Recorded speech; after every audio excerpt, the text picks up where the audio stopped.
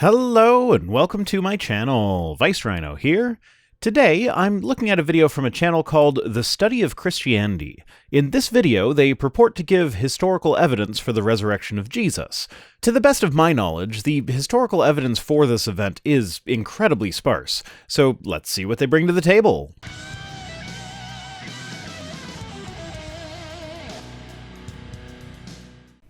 In our last video, we used the scientific method to analyze the resurrection. So, Rhino, since the scientific evidence for this is much closer to your regular wheelhouse, why didn't you cover that one? Well, I actually found this video first, and when I heard that, I got excited and looked back in the playlist to see what was there, and the last video was actually 4 videos on the Shroud of Turin, and that was disappointing to me. The Shroud of Turin has been debunked by Catholic bishops since it first appeared in the 1300s. It has been carbon dated to the 1300s. Popes who speak reverently about it always fall short of calling it a relic, which would be the word used for something officially believed to have been directly associated with Jesus. And remember, this is the Catholic Church we're talking about. Depending on which sources you choose, there were anywhere from 4 to 18 holy foreskins and reliquaries in various churches simultaneously. So if even they are not willing to call the Shroud of Turin a relic, then that says something about how little evidence there is supporting its authenticity. In this video, we shall use the historical method to further our investigation. Yeah. Now keep in mind, with the historical method, it's all about probabilities. We're talking about human beings documenting the actions of other human beings here. There are lies, embellishments, omissions, and mistakes, and it all has to be sorted through with a critical eye, trying to figure out which is the most likely scenario. Just take Socrates, for example. There's a whole field of study on the Socratic problem, which is the problem that, in the few accounts we have of Socrates' life, there are contradictions. Plato has Socrates stating that he would never accept payment for teaching, while Xenophon has Socrates making his living as a teacher. So we examine the sources to figure out what's going on. Now, we are fairly certain that Socrates was a real person, because we do have multiple first-hand attestations to his existence from people who were his pupils. So to answer the question of whether or not he was a paid teacher, Plato's writings on Socrates seem to be using Socrates as a literary device for getting his own thoughts across rather than actually reporting conversations directly, while Xenophon's accounts seem to be much more biographical in nature. We can't be 100% sure, but it is likely that Socrates was a paid teacher based on this information. So when looking at conflicting accounts, it's a game of probability. Socrates had to make a living somehow, and since he was apparently regarded as a great teacher, that seems the most obvious way for him to make his living, so the idea that he made a living teaching is more probable than that he taught pro bono, although it is still certainly possible that he made his living some other way and he taught on the side. That's just the less likely of the two scenarios. So, the fact that it's a probability game makes using the historical method to prove a miracle claim very difficult. A miracle, by its very nature, is a very, very low probability event. If there is a non-miraculous explanation for the record of a miracle, then pretty much by definition, any non-miraculous explanation is more probable. This is why miraculous accounts in works of history are generally regarded as safe to discard. Roman Emperor Vespasian, for instance, was reported to have healed a blind man, Jesus-style, by spitting in his eyes. This was recorded by multiple historians, and yet we don't believe that Vespasian had miraculous healing powers, because even though they were well attested, they were most likely made up for propaganda purposes. Interestingly, the specific propaganda campaign that they would have been included in would have been happening right around the time when Mark, the earliest gospel, was written, and that's the gospel that we get the story of Jesus healing a blind man with spit. As we turn to our criteria, we shall begin by asking whether there is any early historical evidence of the claim of the resurrection. That's a good starting point. The closer your sources are to the events that they purport to describe, the better. But I'm not really finding any resources that describe this as one of the main historical criteria. Usually, people are mentioning independent attestation, because more important than how close to the event an account was written is the question of whether or not more than one independent account exists, and whether these independent accounts corroborate or contradict the account that we are currently looking at. But in history, we often cannot hope to find sources for events that were written at the exact time when those events took place, but the closer the better, generally speaking. This is what historians call the criterion of early attestation. The earlier the evidence we have for an event reduces the likelihood it is the result of later embellishment. I mean, Yeah, definitionally, if you have an early account, it can't be a later embellishment. That doesn't stop it from having been an early embellishment, though, or a mistake, or just plain made up. To address this, we shall analyze a letter within the New Testament, the one we actually began our entire discussion on. In this section, the Apostle Paul is reminding his church of the gospel by providing a short creedal statement. Oh, I know this one. It'll be that 500 Witnesses Creed. He writes, "Brothers and sisters, I want to remind you of the good news I preached to you. You received it and have put your faith in it. Because you believe the good news, you are saved. But you must hold firmly to the message I preached to you. If you don't, you have believed it for nothing. For I delivered to you as of first importance what I also received." Let's pause there before he gets into the actual creed. This is the preamble to the creed, and right there, it is Paul stating clearly that he is reporting something that he has heard from someone else. The someone else he heard it from is unnamed. This is an important detail because when studying history, claims that have clear sources are something that can sometimes be verified, even if it's just an examination of the source's other writings to see if that's actually something that source might be inclined to say. But an unsourced claim, especially one of miraculous nature, is quite dubious. That Christ died for our sins in accordance with the Scriptures, that he was buried, that he was raised on the third day in accordance with the Scriptures, and that he appeared to Cephas, then to the 12, then he appeared to more than 500 brothers at one time, then he appeared to James, then to all the apostles. Yes, that was likely a creed, something that would be chanted at religious ceremonies. The fact that it's a creed, in my opinion, actually takes away from its potential validity. After all, Paul was in a position where he could have spoken to people who knew Jesus before the crucifixion. He could have recorded very detailed accounts of Jesus' death and resurrection. But instead, all Paul gives us is a creed recited by believers who were likely not actual eyewitnesses to the event, which actually appears to be an attempt to bolster belief rather than pass on actual historical events. The most important section of this passage is marked in red, which says, "For I delivered to you as of first importance what I also received." Oh, I agree that part is important, but I agree for a slightly different reason than you do. This tells us that this creedal statement was not devised by Paul, but was rather passed on to Paul from the other apostles. Where are you getting that he got it from the other apostles? And actually, how are you defining apostles?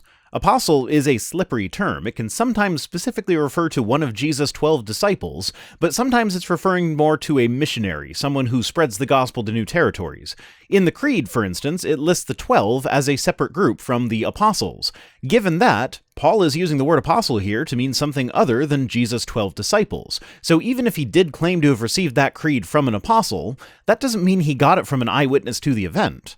And if he did get it from an eyewitness, why would they give him a recitation like that? Would they not actually tell him the story of their experiences? That would be like going to talk to Bilbo Baggins about his journey to the Lonely Mountain, and instead of ending up with a book like The Hobbit, you end up with the Leonard Nimoy song The Ballad of Bilbo Baggins. Well, he fought with the goblins. He battled a troll. Now Jesus died in 30 AD. And Paul first meets the apostles within 3 years of the crucifixion.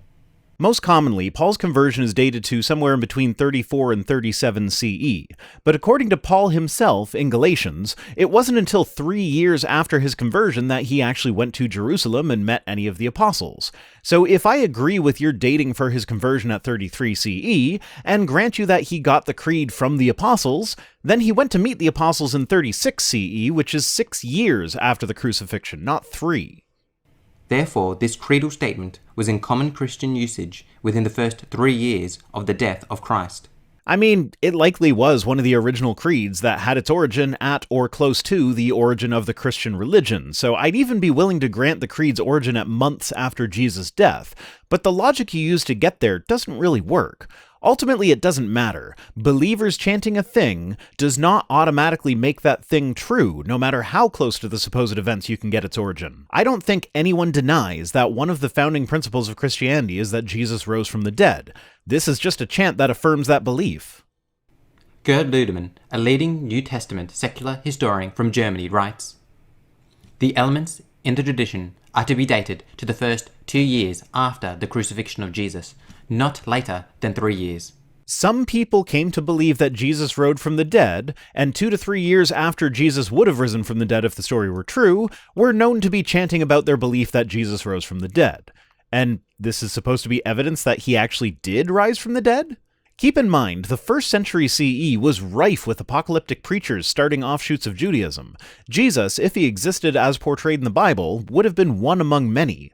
If he were actually crucified, the fact that his cult following continued on with what they saw as his mission after his death is not surprising in the least. And I'm not saying that they lied or made stuff up. It would just take one sincerely believed bereavement hallucination to start the spread of stories of his resurrection.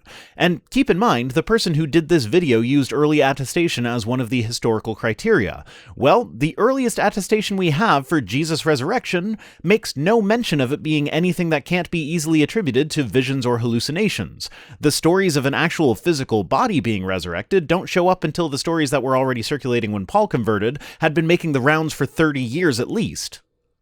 James Dunn of Cambridge University also states, "This tradition, we can be entirely confident, was formulated as tradition within months of Jesus' death."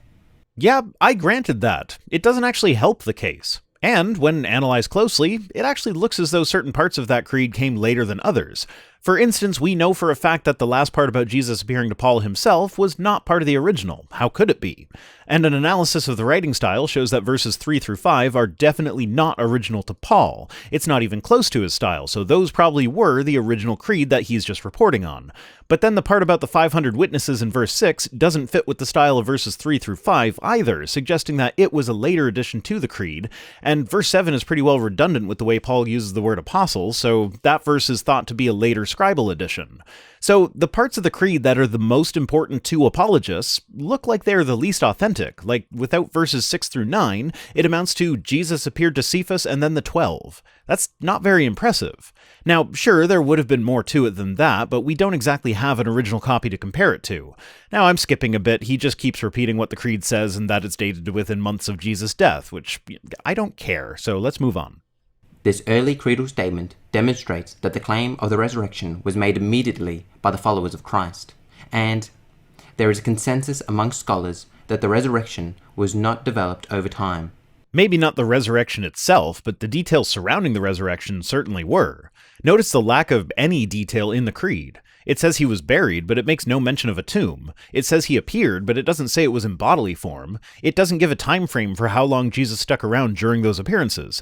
There are almost no useful details here. It's not until the much later book of Mark that we get the first details of Jesus' resurrection written down. And then the later books give even more details, often in direct contradiction with each other.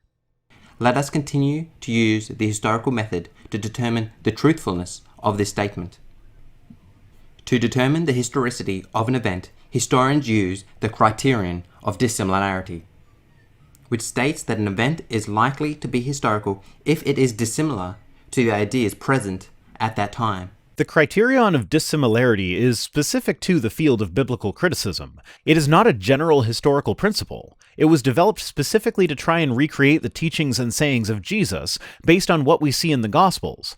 The idea was that if Jesus said something that went against both the Jewish traditions of the time and also went against the early Christian church traditions, then it could be assumed that that statement was really uttered by Jesus, because why would early church founders include it in their documents if it weren't real? So simply, something is likely to be unhistorical if it is obviously copied from somewhere else. Well, that's an interesting way to put it. Does that mean that the events described in the books of Matthew and Luke are likely unhistorical since they are mostly copied directly from Mark? This claim is actually often employed by detractors of Christianity who claim that the resurrection is unhistorical, as they contend that Christianity copied the idea of a dying and rising God from surrounding religions. I'm starting to get a bit disappointed with this video. I mean, considering that their scientific evidence videos were about the Shroud of Turin, I'm not sure why I expected better, but they always seem to start off with a point that might actually take some effort to counter, but then wind up at crackpot shenanigans stuff that doesn't even matter if you don't counter it. I haven't seen serious opposition to the resurrection that used the dying and rising God motif as an argument since I was myself a Christian. Certainly, there were salvation cults that worshipped a god figure who would go through some sort of suffering before death and then sometimes would be resurrected afterward. The Jesus story certainly fits this motif, but fitting a motif is, in and of itself, not evidence that the events recorded are true or false. It just means that a literary device was used. Such as Egyptian, Greek, and Romans. Now, the problem with arguing that Christianity copied the idea of a dying and rising God from surrounding religions is that although the premise of the argument is valid, the statement itself cannot be substantiated. For all historical inquiry into this field has discovered that the only religion that possessed the idea of bodily resurrection was Christianity. I'm not sure how being a variant on a motif helps your case. Like, yeah, in those other stories they usually aren't killed by being nailed to a cross either. That doesn't mean that it's not part of the motif. And yeah, the people who compare Jesus to Osiris and Dionysus and other similar gods do generally overstate their case, but mystery cults with salvation deities who die for their followers to give them a better afterlife, which often involved ritual reenactment of certain aspects of the deaths of their deity, definitely did exist, and Christianity definitely fits into that category. Yes, there are significant differences in the details, but Christianity fits the theme. Does fitting the theme mean that Christianity is false? No. But if you can pick out details that are unique to Christianity, does that mean it's true? Also no. One historian, in his book entitled The Riddle of the Resurrection, Dying and Rising Gods, states, "There is, as far as I am aware, no prima facie evidence that the death and resurrection of Jesus is a mythological construct, drawing on the myths and rites of the dying and rising gods of the surrounding world. The death and resurrection of Jesus retains its unique character in the history of religions." Yeah, none of the other salvation deities died in exactly the same manner as Jesus. But like I said, cults with very similar rituals and beliefs as Christianity were fairly common in the time and area where Christianity started. So there's two options that I see here. Either Christianity is the one mystery cult that is actually true, even though some definitely came before them, or God decided that the methods he would use to provide salvation would just happen to match a motif of common religions in the area that he planned to start his religion. Certainly that is a possibility, but being possible does not make it probable. Also, it's only possible if the Christian God's existence is possible, which I would contend it is not. But that would be bringing my presuppositions into the argument. My discussion here assumes that the Christian God's existence is possible in the first place. Will he bring up some actual evidence for the resurrection? Will he stop misusing historical criteria? To find out, tune in tomorrow. Same Rhino time, same Rhino channel.